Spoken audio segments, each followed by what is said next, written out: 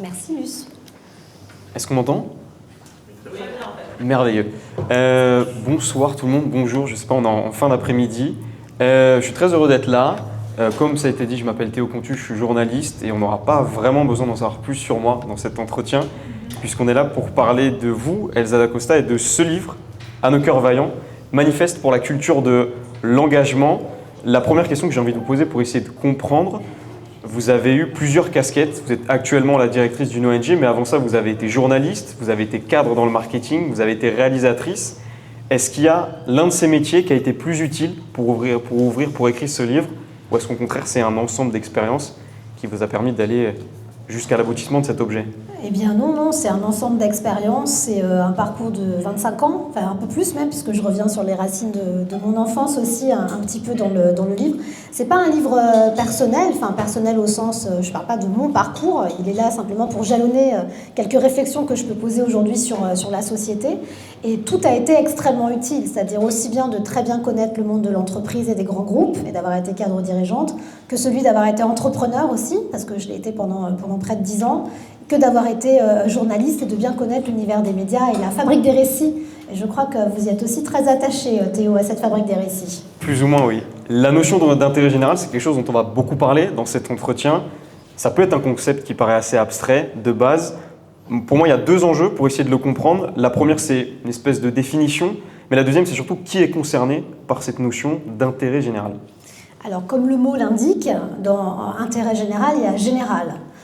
Donc ça veut dire que ça concerne tout le monde en réalité, et ce n'est pas une majorité de personnes, mais la totalité des gens. Ce que dit très bien Gandhi d'ailleurs, que je me permets de citer dans l'ouvrage, et c'est vrai que c'est quelque chose qu'on a un peu perdu de vue depuis quelques années, confondant intérêt particulier avec intérêt général, et pensant surtout que l'intérêt général doit être la synthèse des intérêts particuliers. C'est là qu'il y a une vraie difficulté, puisque l'intérêt général se départit logiquement des intérêts particuliers en tant que synthèse, mais va réfléchir à nous augmenter, à avoir une vision un peu plus prospective, à réfléchir à des zones géographiques qui ne concernent pas uniquement les nôtres et à des citoyens qui ne sont pas uniquement que notre propre communauté.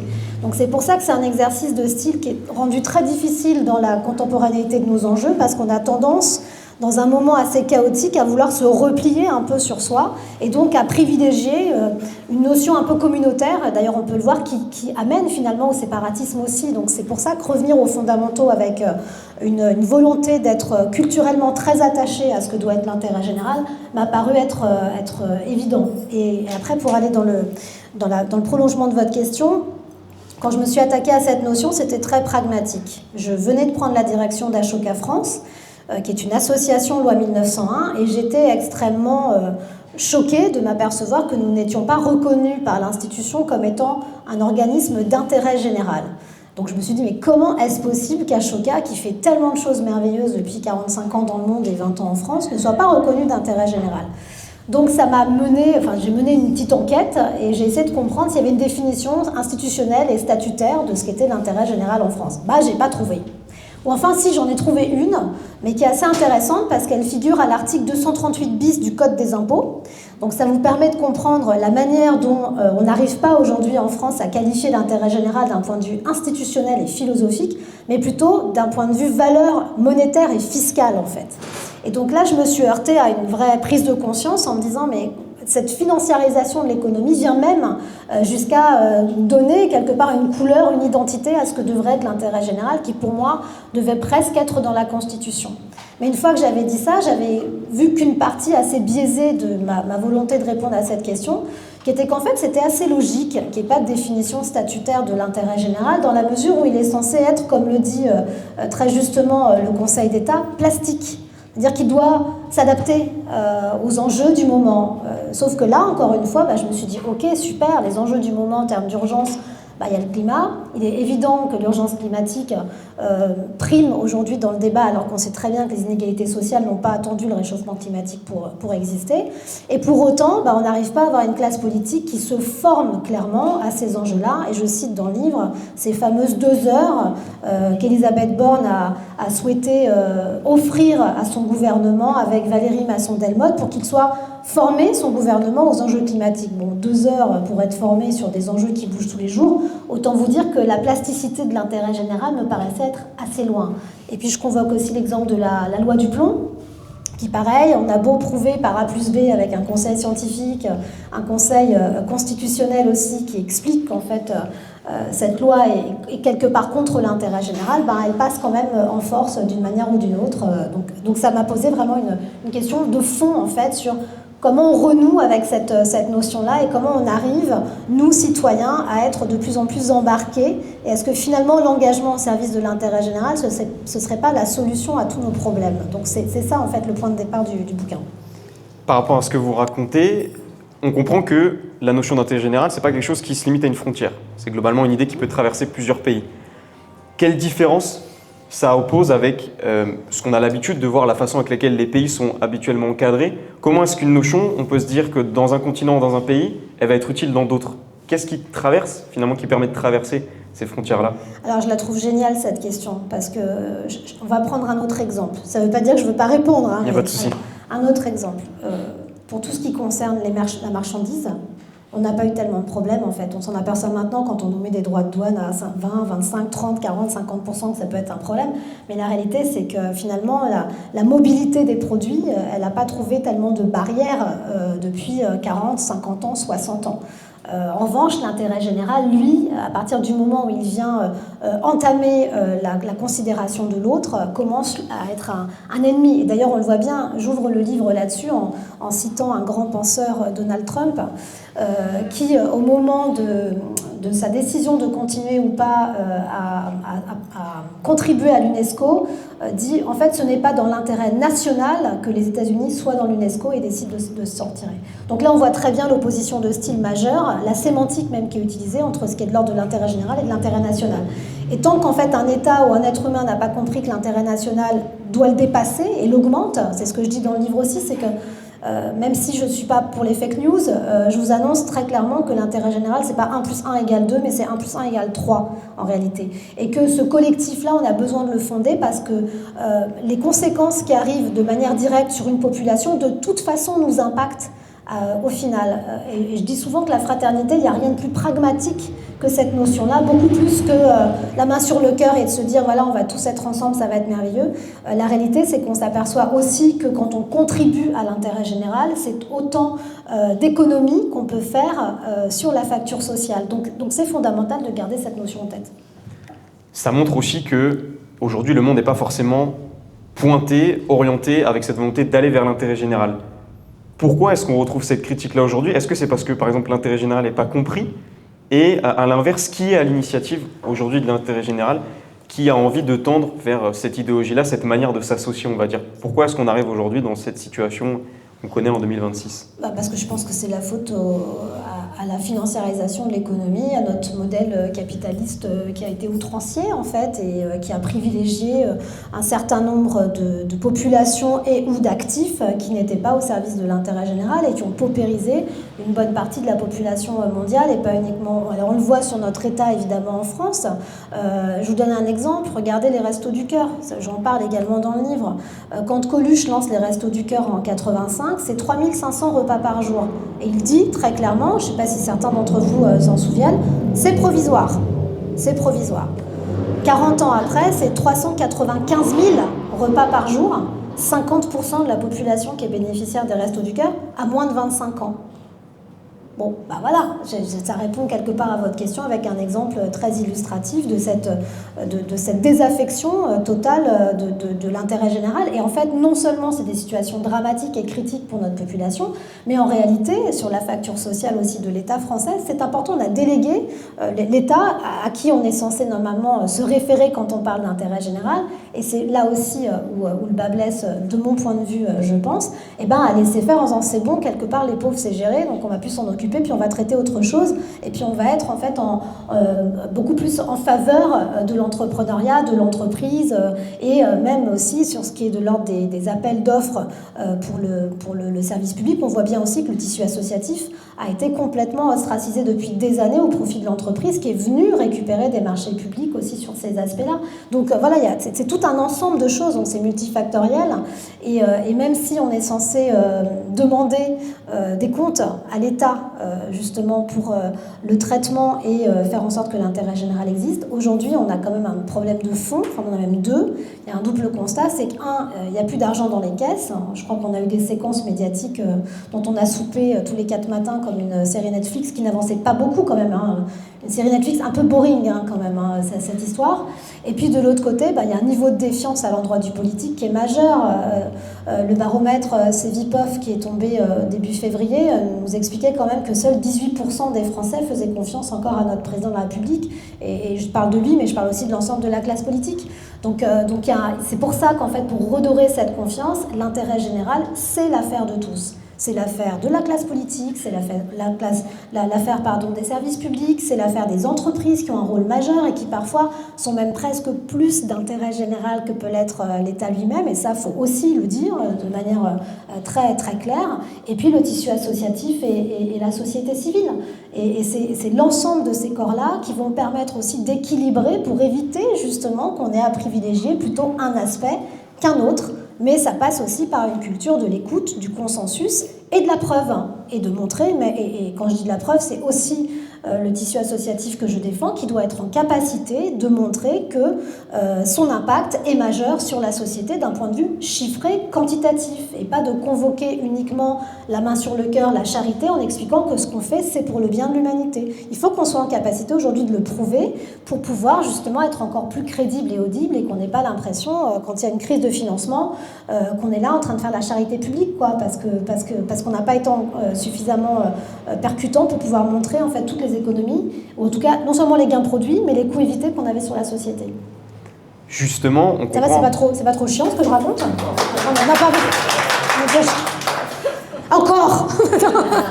Non mais ça va, c'est pas... Parce que bon, parfois je suis partie et je m'arrête pas, donc pardon. Moi je trouve ça intéressant, personnellement. Je sais pas si vous trouvez ça aussi intéressant. Que ceux qui s'ennuient sortent. Par rapport à ce que vous venez de raconter, on comprend que l'un des leviers, ou tout du moins l'un des moyens pour l'intérêt général de fonctionner en France, c'est les associations. Vous parlez de chiffres dans ce livre, il y a des illustrations. Quel impact aujourd'hui les associations en France elles ont sur les citoyens, que ce soit de manière invisible ou visible? Comment est-ce que les associations sont quelque part nécessaires aujourd'hui à ce que la France se réveille et roule tous les matins? Déjà, 100% des Français sont bénéficiaires des associations aujourd'hui. Donc je pense qu'il n'y a pas une boîte qui peut aujourd'hui prétendre toucher 100% de la population française. Je sais pas, il y a des... Non, on est d'accord, il n'y en a pas. Même EDF, 28 millions de clients, donc non, c'est même pas 70 millions. Donc déjà, voilà, on part de ce principe-là. Les associations, moi je les ai répertoriées en trois typologies. Il y a donc en France, c'est 1 500 000 organisations sous l'appellation association. Donc dans ces 1 500 000 organisations, vous avez un gros 70% qui sont des associations culturelles ou sportives.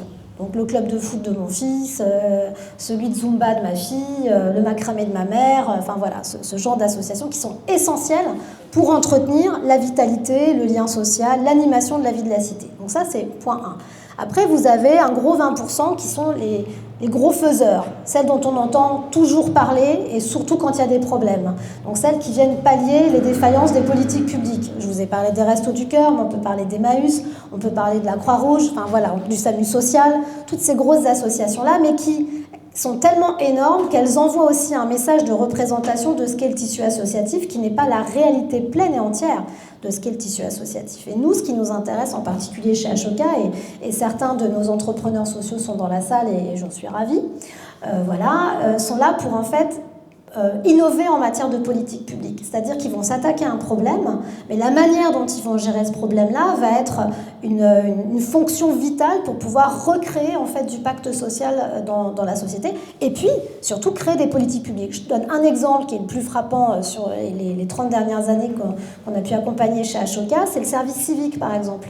Le service civique, c'est une émergence d'une association qui s'appelle Unicité, qui est arrivée à 35 ans en France et qui a inspiré la politique du service civique en France. Donc ça, pour nous, c'est vraiment ce qu'on appelle en anglais, en bon français, comme on dit, game changer, parce que ça a créé en fait une institution en réalité avec une vraie ligne de budget dans le projet de loi de finances régulièrement. Donc nous, ce qui nous intéresse, ce sont ces acteurs de l'innovation sociale qui vont évidemment avoir un impact direct en luttant contre une urgence, mais qui vont quand même consacrer 60%, voire 70% de leur impact à de l'impact indirect pour transformer le cadre, pour vraiment que le problème ne se reproduise pas. Souvent chez Ashoka, on dit bah voilà, nous on est un peu, vous connaissez Mario Bros et Moi, Luigi. oui, après, le reste de la salle, je sais pas. Luigi et Mario, ça vous parle un peu. Donc Mario est plombier, Luigi c'est son cousin. Ça va, tout le monde suit jusque-là.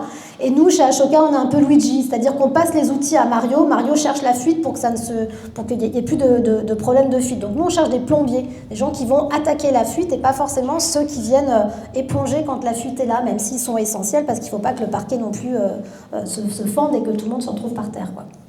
Quand on se lève le matin, on n'est pas forcément Mario ou Luigi. Qu'est-ce qui fait que... Quand on met sa salopette, si, tout de suite. On peut, mais qu'est-ce qui fait aujourd'hui parfois que le rôle des associations, il peut être invisibilisé dans notre quotidien, on ne peut pas forcément s'en rendre compte. Qu'est-ce qui fait qu'il y a une différence, par exemple, entre le travail qui est fait et la considération qu'ont le reste des Français sur ça?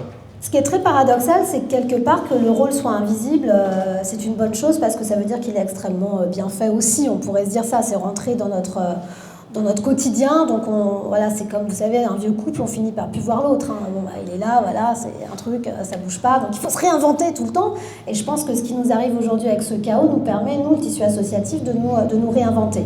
Pourquoi il est invisibilisé? La première des raisons, c'est parce que, en fait, l'argent d'une association n'est pas consacré à sa communication, hein, parce que tout l'argent qu'on met, on le met directement dans l'impact qu'on a, donc on n'a pas forcément de budget marketing comme les grandes entreprises qui, à coup de 4 par 3, nous expliquent que la vie va être plus belle. Donc ça, c'est le point 1. Et puis en plus de ça, il y a une forme aussi de cadre juridique et de cadre légal qui asphyxie aussi les budgets des associations, qui ne leur permettent pas d'avoir suffisamment de surface pour pouvoir communiquer. Je prends 2 exemples parce que c'est des idées que je développe aussi dans le livre. La première, c'est la TVA. Vous voyez, moi, je suis extrêmement surprise quand je fais mon budget à chaque fois, de voir que toutes les prestations que je prends à l'extérieur, parce que je suis une association qui est exonérée d'impôts, parce que j'ai un budget équilibré, ce que je dépense et ce que je récupère, et puis je fais tout dans mon impact, sauf qu'en fait, quand je prends une prestation de service à l'extérieur, quand bien même ce serait quelqu'un qui serait homologué comme étant un traiteur qui emploie des réfugiés, qui a une vocation sociale, ça me grève de 20% mon budget. Vous voyez, donc à chaque fois, je ne la collecte pas, la TVA, en revanche, je la paye pour l'extérieur. Donc ça, c'est point 1. Deuxièmement, c'est pour vous montrer pourquoi on n'a pas d'argent pour la communication, mais c'est intéressant que vous ayez aussi ça en tête. Hein. Deuxième chose, quand vous êtes une association qui emploie des salariés, parce qu'il y a beaucoup d'associations qui n'ont que des bénévoles, hein, bien sûr, hein, mais quand vous êtes une association qui emploie des salariés, les charges sociales sont les mêmes que celles de l'entreprise. Donc en fait, vous avez un double effet ciseau entre cette histoire de TVA et cette histoire de charge sociale. Donc ça fait qu'en fait, ce qu'on capte avec nos modèles économiques qui viennent de la philanthropie ou des entreprises ou du public sont entamés aussi par ces deux aspects en fait qui viennent ponctionner ce budget. Donc il n'y a pas l'espace pour ça. Celles qui ont l'espace pour ça, ce sont les gros faiseurs. Et la lumière fut. Ce sont les gros faiseurs. Et les gros faiseurs, ils font des campagnes de communication souvent, mais pour demander, soit parce qu'il y a une urgence, soit parce qu'ils récoltent, ils demandent aussi des fonds. Ils ne sont pas là pour expliquer qu'ils vont transformer la société, que grâce à eux, vous aurez un indice de durabilité ou de réparabilité, que grâce à eux, vous aurez un Nutri-Score, parce que ça vient du tissu associatif, qu'on l'ait bien en tête aussi, que grâce à eux, vous allez avoir un service civique, que grâce à eux, vous allez avoir les grandes écoles du numérique. Enfin, tout ça, voilà, on n'a pas de moyens pour pouvoir le communiquer de manière assez large. Et puis après, là on peut se dire que ça c'est de la com, du marketing. Et puis il y a un autre récit qui est hyper intéressant. Il n'y a pas que le récit commercial, il y a le récit de la fiction. Vous n'avez pas de grande fiction qui traite en fait du tissu associatif. On se souvient, alors moi, ça date un peu, pardonnez-moi, hein, mais on se souvient de Pause Café avec Véronique Jeannot qui parlait d'une travail social, qui était vraiment l'assistante sociale du collège. Donc là, on avait une vision, mais moi, je ne connais pas une grande patronne ou un grand patron d'ONG qui est une star de Netflix aujourd'hui. Pourtant, ce serait vachement intéressant, en fait, d'expliquer à quoi ça sert. Donc ça, c'est le récit de la fiction. Et le dernier récit, c'est votre récit, Théo. C'est le récit du réel, c'est le récit des journalistes, en fait. Et la part de voix du tissu associatif dans le récit du réel, elle est quand même portion congrue, sauf quand il y a des problèmes. Donc à chaque fois, on est aussi ramené à une représentation de ce qu'est le tissu associatif comme étant à tenir la société. Ce qui est vrai, mais ce qui n'est pas la réalité exhaustive de ce que produit en termes de valeur le tissu associatif. Donc c'est tout ça qui rend les choses assez invisibles en fait aux yeux du grand public. pour rester dans le réel, ce qui fait fonctionner les associations aujourd'hui, c'est les bénévoles. Quels sont les enseignements que vous tirez dans ce livre par rapport aux raisons de leur investissement et surtout, quelles pistes vous évoquez ensuite pour qu'on valorise mieux l'engagement des bénévoles aujourd'hui dans des associations en France? Alors là aussi, ça c'est une vision qu'on peut avoir. Effectivement, il y a 20 millions de bénévoles en France, mais ce n'est pas des bénévoles qui sont là tout le temps, qui peuvent être aussi très volatiles, ce qui parfois est très compliqué quand on dirige une association, d'avoir Michel qui est très sympa, mais qui est là 2 heures les vendredis, 3 de chaque mois. Donc c'est quand même compliqué quand on est une association par exemple comme la mienne, où on a besoin de compétences techniques. On a besoin de quelqu'un qui va maîtriser la comptabilité, la gestion de projet, le marketing et autres. On a moins besoin de quelqu'un qui va être dans l'impact direct, comme par exemple quelqu'un qui va préparer les repas pour les Restos du Cœur ou qui va aller servir la soupe populaire ou faire des maraudes. Donc ces 20 millions de bénévoles, ils sont aussi liés à ça. Puis ces 20 millions de bénévoles, ils sont aussi liés à ce dont je parlais tout à l'heure en expliquant que 70% des assos en France, ce sont des assos de quartier. Donc évidemment, elles ont besoin de ces bénévoles-là et c'est une vitalité importante. Mais les associations, elles ont surtout, à mon avis, besoin d'avoir un statut qui soit digne de l'impact qu'elles génèrent sur la société, qu'on les mette à la table des négociations quand il s'agit de parler d'un projet de société qui soit commun, parce qu'elles ont un truc dingue en elles, c'est qu'elles ont une expertise de dentelière sur le terrain en fait. Elles savent exactement ce qui se passe à l'échelle d'un territoire quand il s'agit d'égalité des chances, quand il s'agit d'employabilité, quand il s'agit de problématiques environnementales, et elles ne sont pas suffisamment entendues pour ça. Et ça, c'est pas uniquement les bénévoles qui peuvent aider à ça. Parce que si on continue à penser qu'on ne va tenir que grâce aux bénévoles, en fait, on reste dans la même roue qui va tourner sempiternellement, sans pouvoir considérer que c'est vraiment une influence majeure en fait, sur le design d'un projet de société qui peut être viable. Les associations ont un rôle essentiel, mais il y a une autre partie que vous évoquez dans le livre que j'aimerais peut-être pas mettre en lumière, mais tout du moins expliquer, c'est l'EMI, l'éducation aux médias et à l'information. Quel rôle aujourd'hui ça a en France? Et avant de poser d'autres questions, qui est-ce qui peut l'enseigner finalement, cette matière-là, qui relève aussi d'une forme d'engagement finalement? Alors l'EMI, pour ceux qui ne connaissent pas l'acronyme, c'est l'éducation aux médias et à l'information, avec les amis de la chance qui sont présents. Donc l'objectif, c'est de dispenser des cours d'éducation à l'esprit critique par le biais de ce qu'est l'information. Donc ça permet également de redorer le blason du journalisme aussi, je parlais du politique qui subissait la défiance, le journalisme aussi. Le dernier baromètre La Croix nous a encore montré que les chiffres étaient catastrophiques puisque plus de 60% des Français ne font pas confiance aux médias. Donc il y a quand même un enjeu majeur sur ce sujet-là. Qui peut enseigner l'éducation aux médias et à l'information? Déjà, les parties prenantes de l'information, donc en l'occurrence les journalistes. Mais il ne faut pas négliger le fait que, et donc là on parle d'une population plutôt scolaire, même si l'EMI doit être à tous les âges de la vie, et surtout doit être fait à d'autres endroits parce qu'on subit aussi des représentations assez néfastes comme quoi les jeunes sont ceux qui pourvoient le plus de fake news sur les réseaux sociaux. C'est faux, ce sont les plus de 65 ans qui sont à l'origine du fait d'envoyer le plus de fake news.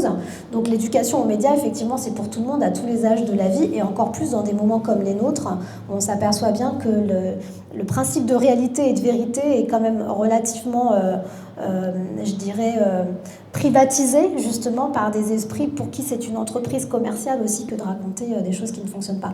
Et ensuite, vous avez une institution en France qui s'appelle le CLEMI, qui est une agence de l'État, c'est un centre de liaison pour l'éducation aux médias et à l'information, c'est ce que veut dire le CLEMI, et qui a pour but de former des professeurs à devenir référents EMI dans leurs établissements scolaires pour pouvoir faire en sorte que ces formations à l'esprit critique et au discernement et au journalisme puissent être dispensées le plus largement possible. Et moi, j'en parle, pourquoi? Pour 2 raisons. La première, c'est que j'ai jamais oublié que j'ai été journaliste et je le serai tout le temps.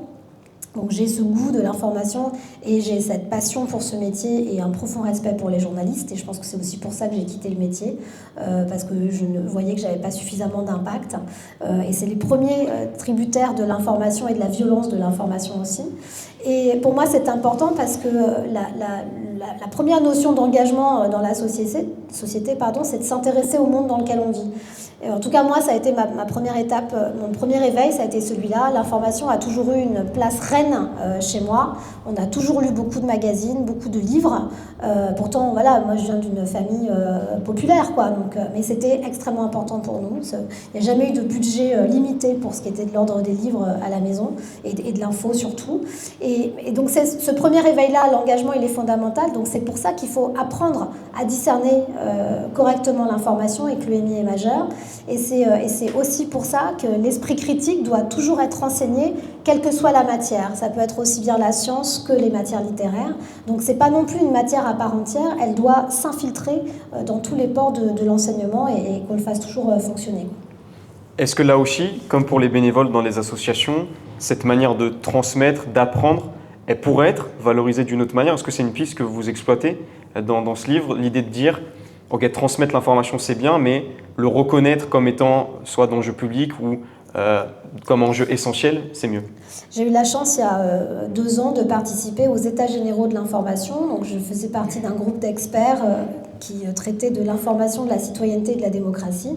Et nous étions censés rendre à notre mandataire, qui était le président de la République, des recommandations pour atterrir sur un projet de loi qui aurait dû... Voilà, donc ça c'est le genre de truc qui me met très en colère parce qu'il n'y a pas d'atterrissage. J'en parle aussi dans le livre. Quand on convoque ces grands événements de démocratie participative avec tout ce que ça revêt de volonté de susciter la confiance vis-à-vis des citoyens et les attentes vis-à-vis des citoyens et que derrière il ne se passe rien, ça ne fait qu'entamer, que continuer à creuser ces fameux 18% de Français qui font confiance au président de la République. Bref, une fois que j'ai dit ça, pour répondre à votre question Théo, quand nous avons travaillé sur ce sujet, le premier truc que je me suis dit, c'est en fait, et j'ai été journaliste, donc j'ai vécu, et j'ai été entrepreneur, donc je sais ce que c'est que l'économie, et a fortiori l'économie des médias. Si on ne sort pas l'information journalistique, donc traitée avec déontologie, des affres du capitalisme et de la marchandisation, on ne va pas y arriver. Donc il faut trouver un moyen de faire en sorte que l'information traitée par des journalistes puisse appartenir à une forme de bien commun.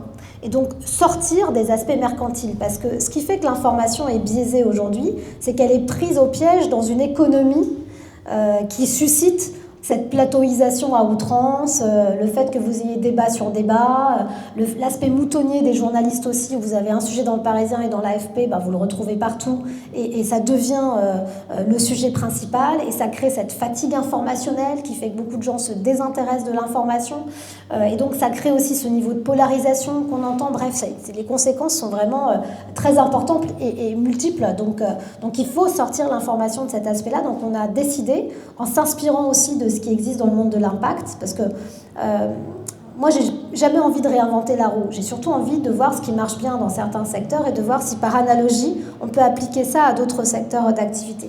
Et typiquement en ce qui concerne l'information, il y a un truc qui marche plus ou moins bien, même si ça pourrait marcher mieux, c'est la qualité de société à mission qui avait été lancée en 2018 dans la loi Pacte. Et je me suis dit, si on est capable de faire une extension de la qualité de société à mission pour les entreprises d'information, avec des critères d'éligibilité qui leur permettraient d'avoir une bonification des aides de l'État, parce qu'aujourd'hui en France, vous n'avez que 2 médias qui sont rentables, quand même, il faut qu'on le garde bien en tête. La plupart des médias perdent de l'argent, mais comme certains sont au sein de grands groupes, en fait, ça ne se voit pas à l'échelle du grand groupe parce qu'ils peuvent remettre de la trésorerie régulièrement et ce sont plutôt des outils d'influence aujourd'hui. Et les principaux capteurs d'aide publique d'État, c'est le groupe Les Échos. Donc vous savez qui est le propriétaire du groupe Les Échos. Je pense que je ne vous fais pas de dessin. Et on l'aime beaucoup parce qu'il est capable de faire un chèque de 10 millions pour les Restos du Cœur quand ils ont besoin d'argent. Néanmoins, sur la partie médiatique, on pourrait en reparler. Et le deuxième, c'est le Figaro. Et je vous parle de volumétrie d'aide autour de 15-20 millions d'euros. Donc c'est pas neutre non plus quand même. Et donc en fait, l'idée ce serait, si on accepte d'avoir une qualité de société à mission qui dépend de plusieurs critères, comme par exemple 25% de son effectif doit être composé de journalistes.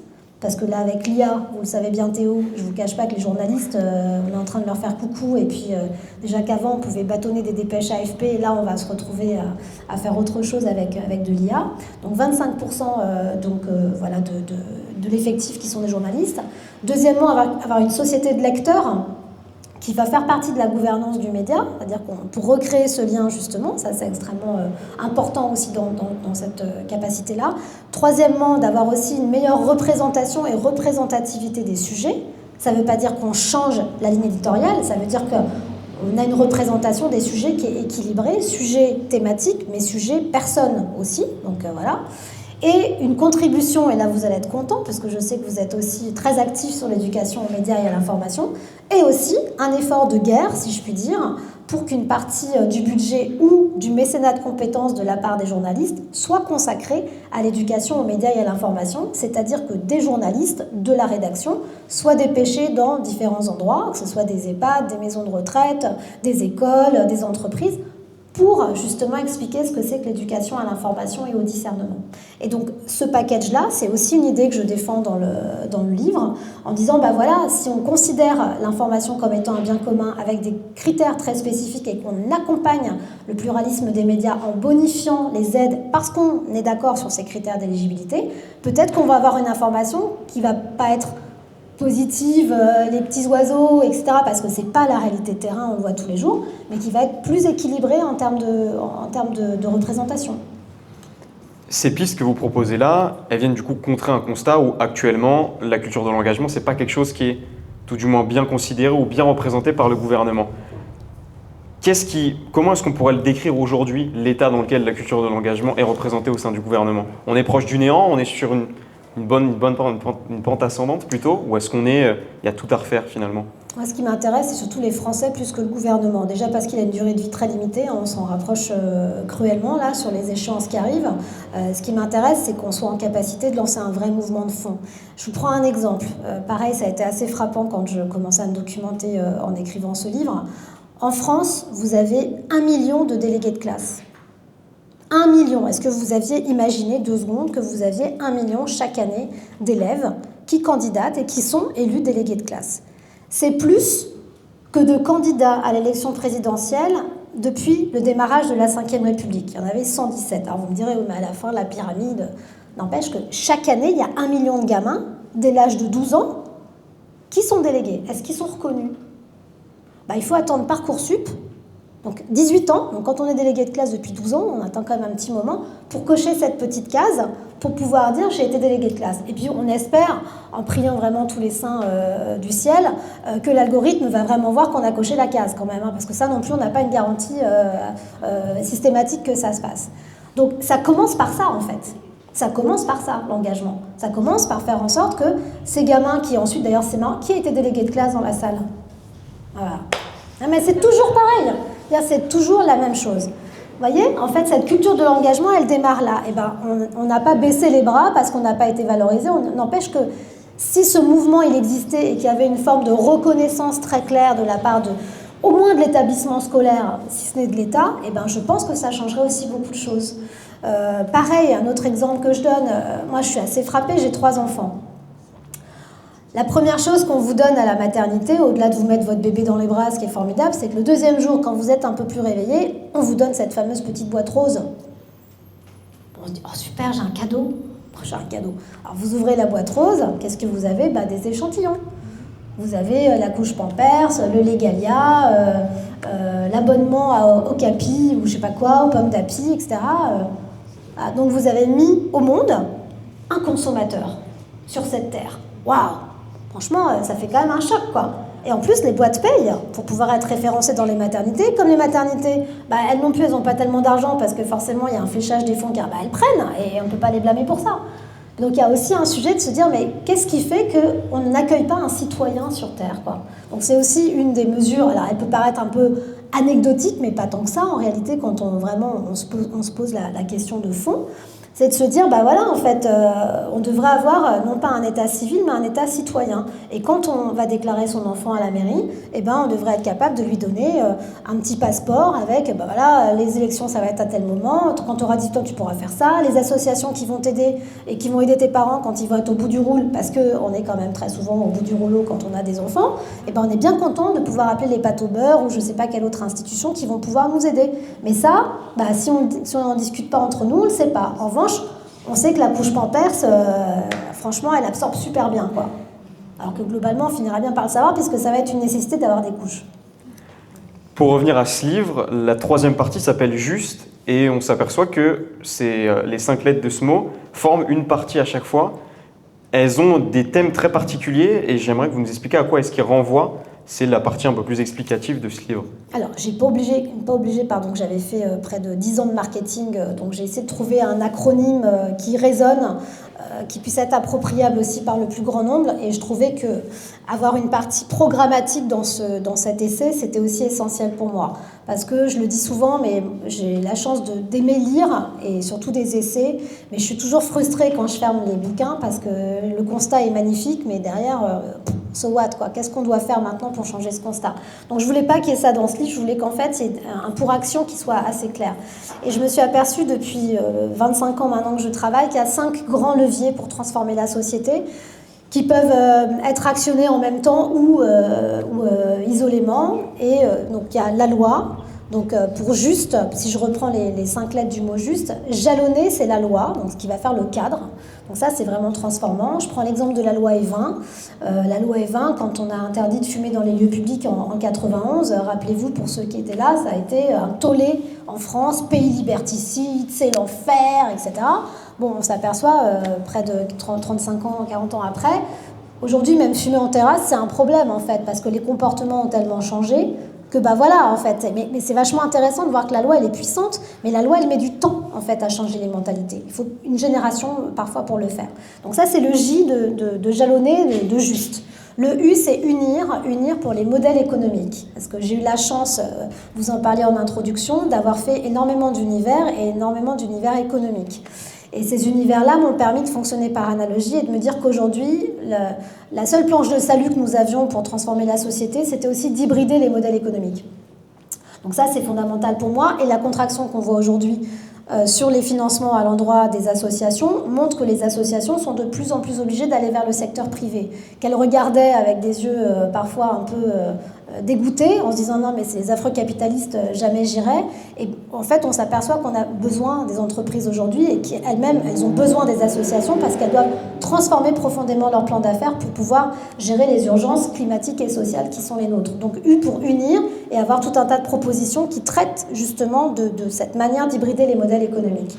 Le S, c'est sensibiliser, on en a un peu parlé déjà tout à l'heure, c'est le volet éducatif. L'éducation, c'est fondamental. Quand vous avez 700 000 enfants qui sont dans une classe d'âge, qui rentrent à l'école et à qui on diffuse un programme, que ce soit de l'ordre du récit ou de l'ordre de la méthode, ça transforme en fait considérablement les mentalités et les façons d'être. Donc il y a tout un tas de propositions qui sont uniquement sur le champ de l'éducation. On parlait des délégués de classe, mais un autre exemple, il y a 2 excellences académiques qui sont valorisées dans notre pays, c'est l'excellence sportive et l'excellence culturelle. Et vous avez parfois des dispositifs dans les établissements scolaires qui permettent d'avoir des aménagements de scolarité et de dotation horaire si vous êtes un super virtuose du violon ou un super basketteur. En revanche, vous donnez des coups de main au Resto du Cœur ou dans je ne sais pas quelle association quand vous avez 14 ans, c'est sur votre temps personnel. Et autant vous dire que vu l'emploi du temps de nos enfants, le temps personnel est assez réduit. Donc on n'influence pas en fait cette culture de l'engagement. Ça c'est la partie S. La partie T, c'est transmettre. C'est un autre facteur de transformation majeur, ce sont les récits. On en a parlé quand on parlait des récits publicitaires, des récits fiction et des récits du réel avec le journalisme. Donc dans cette partie transmettre, vous avez aussi des propositions qui concernent spécifiquement l'univers du journalisme ou de la fiction. On parlait de la qualité de société à mission, c'est une des propositions, mais il y en a d'autres. Et la dernière partie, c'est le E de juste, donc de émanciper de la technologie. Parce qu'on ne va pas se mentir, en 20 ans, notre monde a cru positivement ou négativement de près de 20 000 ans en réalité. C'est ce à quoi ça correspond, à l'évolution que la technologie nous a apportée. Et donc l'objectif de ces propositions-là, c'est de faire en sorte de se saisir de cette planche de surf et pas de regarder la vague qui arrive et de se dire bon tant pis, c'est comme ça, on verra bien, je me bouche le nez puis j'attends que ça passe. C'est de prendre cette planche de surf et de se dire cette technologie, elle peut aussi apporter du bon. La comparaison que je prends souvent, c'est le feu, ça brûle ou ça éclaire, suivant l'usage qu'on en fait. Donc l'idée, c'est de se doter aussi de tout un tas de mesures qui nous permettent de faire en sorte que ces aspects technologiques nous permettent d'avoir plus d'impact positivement. D'ailleurs, dans le monde de l'engagement, typiquement des modèles ChatGPT qui nous permet de mesurer les coûts évités ou les gains produits pour la société, ça peut nous aider grandement aussi derrière pour avoir des subventions dignes de ce nom. Donc cette partie programmatique, elle se décline avec cet acronyme juste, jalonner, unir, sensibiliser, transmettre, émanciper. On va arriver à la fin de cet entretien. Elsa D'Acosta, il y a 2 dernières thématiques que j'aimerais évoquer avec vous. Depuis tout à l'heure, on se met dans la posture de personnes qui sont impliquées dans l'engagement, qui sont impliquées dans une association. La réalité aujourd'hui, c'est que tout le monde ne s'engage pas forcément.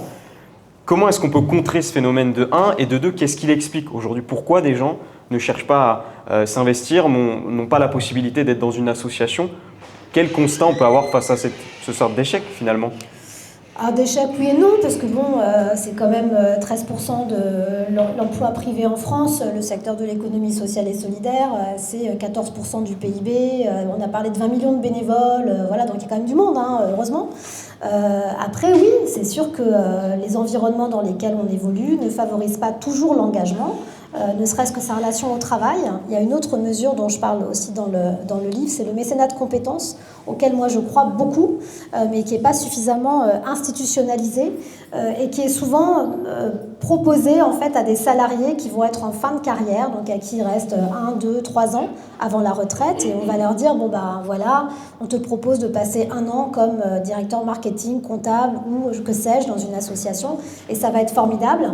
Moi je trouve ça assez dommageable aussi, parce que les compétences techniques des entreprises, les associations en ont besoin très tôt. Alors bien sûr, dès qu'on entre dans une entreprise et qu'on a 28 ans, on va peut-être pas tout de suite consacrer du temps à une association. Néanmoins, suivant un certain nombre d'années passées dans l'entreprise, on peut, à mon avis, demander des mises à disposition qui devraient faire partie d'un programme de formation à l'endroit justement des salariés, parce que quand vous revenez dans votre entreprise, vous êtes chargé aussi d'une autre façon, d'un autre pollen en fait, comme une abeille. Donc vous êtes aussi en capacité de pouvoir accompagner beaucoup plus la transformation du modèle de votre organisation. Et l'engagement, c'est aussi ça. C'est pas que l'engagement vers l'autre, c'est l'engagement au sein de la société. En réalité, c'est comment faire en sorte que cette société tienne aussi grâce à moi.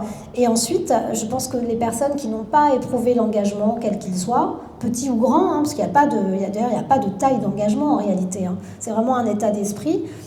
N'ont pas expérimenté la force du collectif. Alors souvent on dit ouais, c'est tarte à la crème, le collectif, tout ça, bon, on ne s'entend pas avec tout le monde. Ouais, n'empêche qu'en fait, quand on a une incertitude dans le monde, comme c'est le cas aujourd'hui, et qu'on s'aperçoit qu'on est tous traversés par cette incertitude-là, mais suivant notre culture, on ne le vit pas de la même manière, mais qu'on retrouve des ressorts dans l'autre, et ben je trouve que ça, c'est vraiment une responsabilité qu'on a aussi d'être au monde, tout simplement, en fait. C'est ce que dit Romain Gary. Il dit vivre, c'est une responsabilité. Et c'est parce que c'est une responsabilité qu'il faut s'engager, en fait. Bon, après, c'est Romain Gary. Bon, moi, c'est mon idole, donc je ne suis pas du tout objective sur le personnage. Mais ça raconte ça aussi. Et si on ne crée pas le réflexe pour ceux qui vont s'en sentir éloignés, et ben effectivement, on se retrouvera toujours confronté à voir les mêmes personnes qui vont d'un seul coup, parce qu'on n'en a pas parlé, mais c'est un sujet que j'évoque aussi beaucoup, épouser ce rôle dans la société, quitte à ce qu'ils deviennent soit des héros, soit des gourous.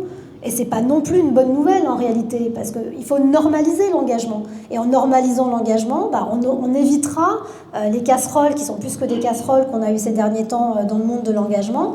On s'aperçoit aussi des déviances qui ont été produites par certains personnages qui, à mon avis, dans leur tête, devaient faire une balance, si je puis me permettre, bénéfice-risque, quoi. En même temps, vu tout ce que je fais pour le monde, quelque part, allez... J'imagine la manière de réfléchir devait être pas très éloignée de celle-ci, tout en ayant tout un système derrière qui savait et qui cautionnait aussi les agissements de certains. Donc plus on normalisera, plus on installera l'engagement dès le plus jeune âge à tous les âges de la vie, plus on fera en sorte qu'on n'ait pas à déplorer le fait que d'autres personnes ne s'y attellent pas. J'ai une dernière question à vous poser. Il y a un petit temps de questions-réponses qui va être laissé juste après. Si jamais vous avez des questions en tête, je passerai mon micro. J'espère que j'aurai des réponses. Moi, la dernière question que j'ai envie de vous poser, elle est assez concrète. S'il y a un exemple d'engagement ou d'action qu'on peut faire après cet entretien, que ce soit moi, les personnes présentes dans cette salle ou les personnes qui nous écoutent, lequel serait le bon selon vous? Si c'est que ce soit un début, que ce soit un milieu, une fin, vers quoi est-ce qu'on pourrait être le pont vers quelque chose de meilleur? Alors, je pense qu'on a quand même une assemblée amie sur l'engagement. Donc je pense que vous en faites beaucoup, ou si vous êtes là, c'est déjà aussi que vous avez envie de faire des choses. La première des choses, moi je dirais, c'est vraiment comprendre les mécanismes sociaux et économiques de notre pays. Ça, c'est à mon avis hyper important, de comprendre aussi la manière dont l'économie est fléchée, pour aller regarder de manière très pragmatique où est-ce qu'on peut agir par rapport aux compétences qu'on a. Voilà. Deuxièmement, ça va être évidemment d'aller dans sa mairie, de voir si on peut proposer son aide, si on a un peu de temps libre. Aller voir son DRH aussi en lui disant « mais pourquoi on n'a pas une politique de mécénat de compétences digne de ce nom en fait dans notre entreprise de X salariés ?» Donc ça aussi, c'est des choses assez simples. Ou de vous renseigner aussi sur des associations qui pourraient être proposées auprès de vos employeurs respectifs pour pouvoir être soutenus. Donc il y a énormément de choses. Et puis voilà, d'acheter ce livre, c'est une très bonne idée aussi, pourquoi pas, pour commencer à être dans une logique d'engagement direct. Donc il y a énormément de choses à faire en réalité. Merci. Merci Théo. Et bravo à la chance. Voilà. Est-ce que des personnes dans la salle ont des questions? Je vais laisser mon micro et me lever si vous en avez. Si vous n'en avez pas, c'est pas grave. Hein. J'allais dire, c'est pas grave.